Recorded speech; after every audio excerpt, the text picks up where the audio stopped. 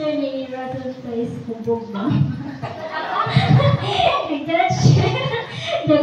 Ito, hubog niya. First, ako kay hindi ka pa yung backline. Magbabara kayo siya na sagot no. Kumbaga, mas ni-focus niya sa mga nakita na namo or nalungkay. No, wala mo ni nagkuhan sa iyang story yun. No, nag-judge me by its cover. No, kanang, so, kung ibasihan na tong first yun na story ganina is kanang nagbaknay yun siya, katulagi nagbarag-barag siya, so, tungod lagi daw to sa problema, no, na wala na kabalo sa to. So, kung ikapoy siya o kuan, backlight means kanang kapoy siya sa mga problems nga iyang gipang kanang gidala-dala. Ano? Tingnan. Okay, so may hapon. So, ang ingon dito mo kay naibit din ang pastor daw nga orange.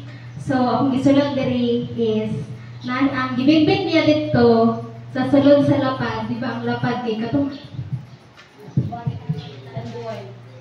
ang sulod ato kay kanang oil, ha? Ang mo ganun na oil nga orange man di ay, pero sige lang, ay mag-judge. Sige, orange oil. Kay ko ano man, kanang sa'yo mo man sa muntag, so pwede ko pang prito ka mo, ba judge kayo mo? Ha? Chicken oil. Okay.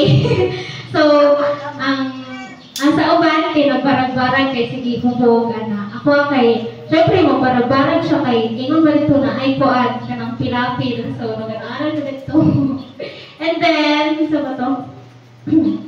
Siguro, kanang nagbarag-barag siya kay katulgong pa kay sayo kayo.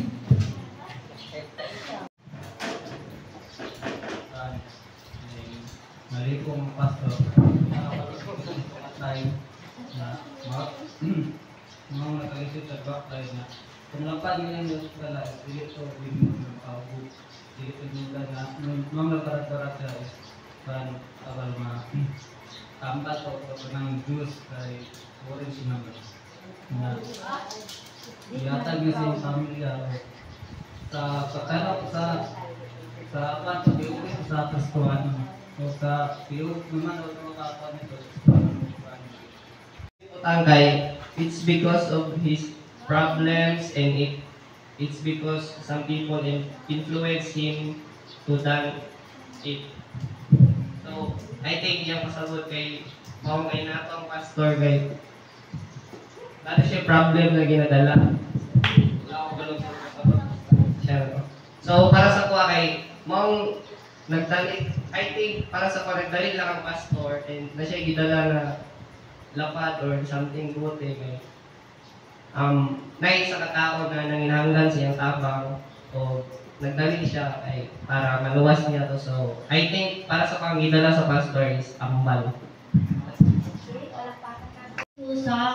Dito sa ilang parsonage.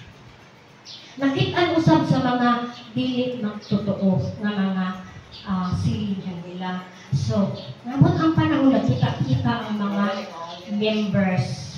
Kita-kita ng mga members. Saka to si pastor mo.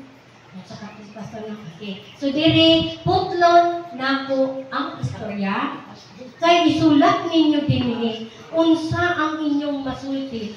Atong pastor nga buntag pa kayo nabitbit og lakad og nagsusapinday. Nagkahulog-hulog siya dito sa kahong sa basakan. Okay, bye. Ano ba?